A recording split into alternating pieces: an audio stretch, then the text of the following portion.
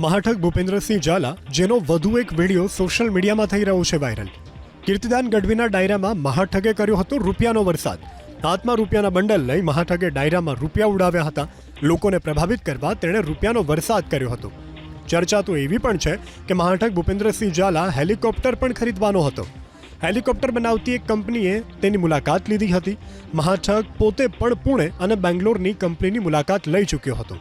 મહાઠગ ભૂપેન્દ્રસિંહ જ નહીં, તેના ફોલ્ડરિયા એવા એજન્ટો પણ વિદેશમાં જલસા કરતા.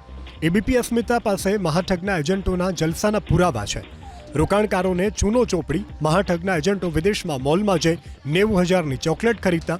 ધવલ પટેલ નામનો એજન્ટ વિદેશમાં ફરાર થવાની આશંકા છે. ગામમાં નાની લેબોરેટરી ચલાવતો ધવલ પટેલ વિદેશમાં જલસા કરતો.